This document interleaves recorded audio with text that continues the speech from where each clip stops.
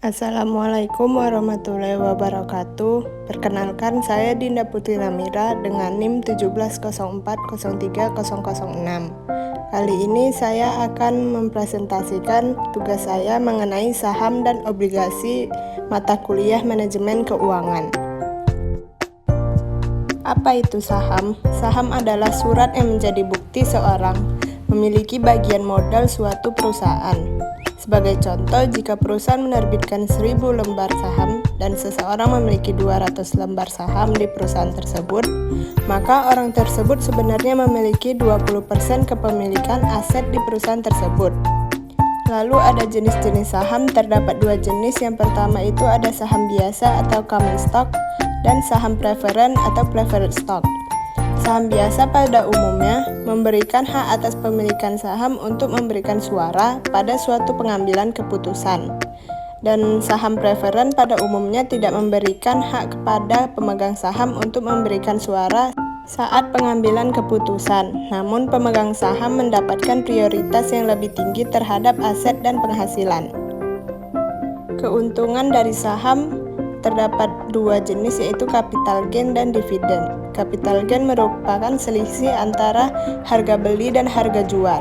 Misalnya investor membeli saham A dengan harga per saham sebesar Rp5.000, kemudian menjualnya dengan harga Rp5.500 per lembar, yang berarti pemodal tersebut mendapatkan capital gain sebesar Rp500 untuk setiap saham yang dijualnya.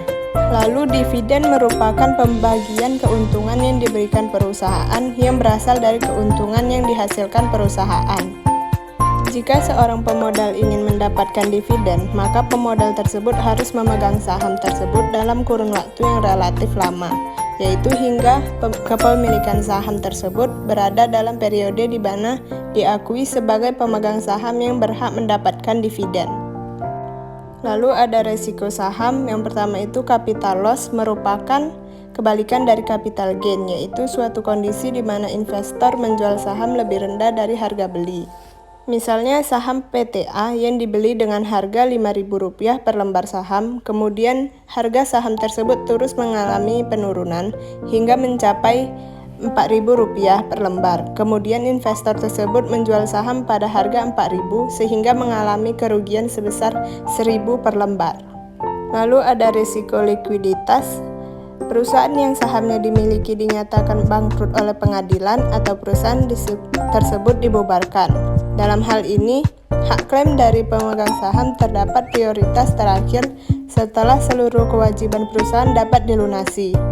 Jika masih terdapat sisa dari hasil penjualan kekayaan perusahaan tersebut, maka sisa tersebut dibagi secara proporsional kepada seluruh pemegang saham. Penilaian saham. Tujuan dari penilaian saham ini adalah untuk menentukan apakah saham yang akan dibeli atau dijual akan memberikan tingkat return yang sesuai dengan tingkat return yang diharapkan. Terdapat tiga jenis penilaian saham, yaitu nilai buku atau book value, nilai pasar atau market value, dan nilai intrinsik atau intrinsic value. Ketiga konsep nilai ini merupakan hal yang dapat digunakan untuk mengetahui saham-saham yang bertumbuh dan saham-saham yang murah. Selanjutnya kita masuk ke obligasi. Apa itu obligasi?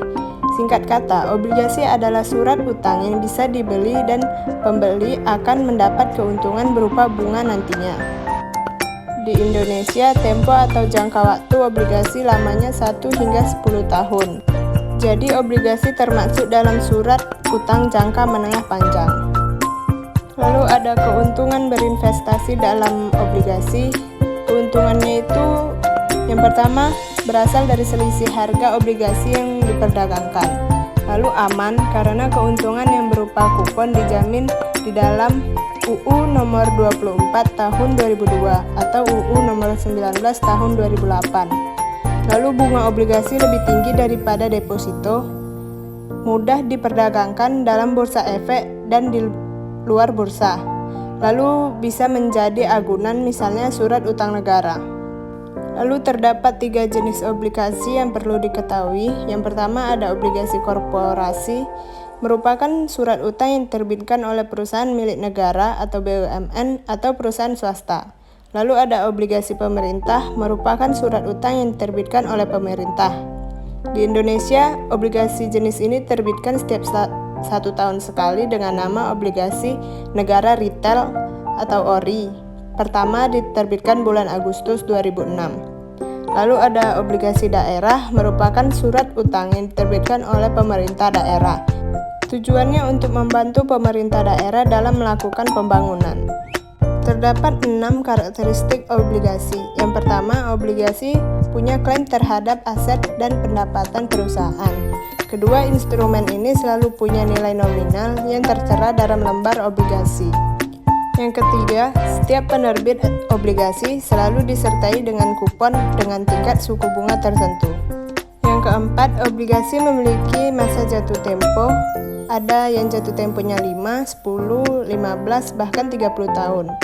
Yang kelima, obligasi punya indentur, yaitu kontrak antara pihak penerbit obligasi dengan wakil pemegang obligasi. Yang keenam, instrumen investasi ini punya peringkat, misalnya AAA, AA+, AA-, BBB+, dan sebagainya. Peringkat ini mencerminkan risiko yang terkandung dari obligasi tersebut.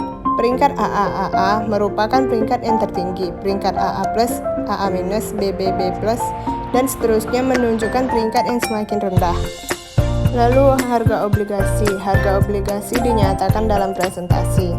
100% berarti harga obligasi sama dengan nilai pokok obligasi atau disebut at par.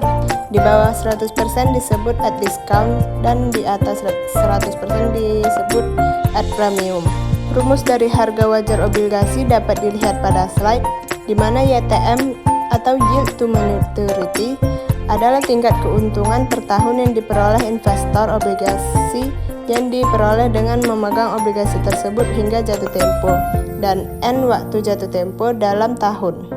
Sebagai contoh, obligasi dengan nominal 100 juta dan memberikan kupon 10% atau 10 juta per tahun ingin dijual pada harga yang mencerminkan keuntungan 8% per tahun, maka perhitungannya menjadi seperti yang dilihat dari slide. Lalu hasil dari perhitungan ini adalah 105,15 juta.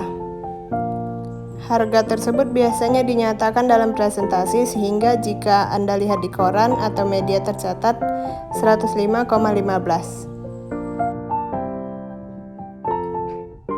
Baiklah, setelah ini saya ingin membuka sesi tanya jawab. Bagi rekan-rekan yang ingin bertanya, dipersilahkan.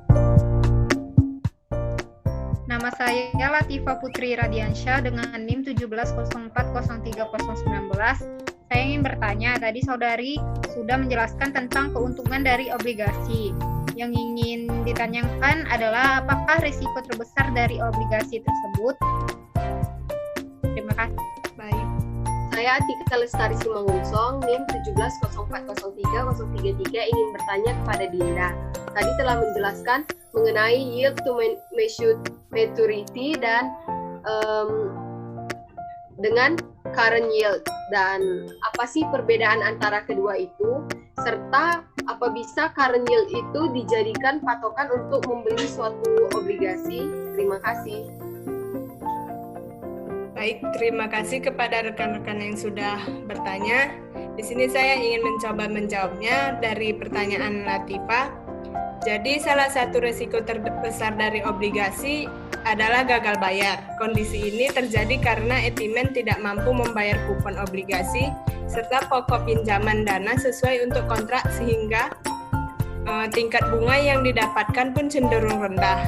Dan untuk pertanyaan Atika, jawabannya itu jadi current yield secara umum, rumusnya itu adalah membagi kupon dengan harga obligasi, sementara yield to maturity atau YTM adalah menghitung imbal hasil obligasi jika kita memegang hingga jatuh tempo, termasuk dari kupon ditambah keuntungan per kerugian dari selisih harga.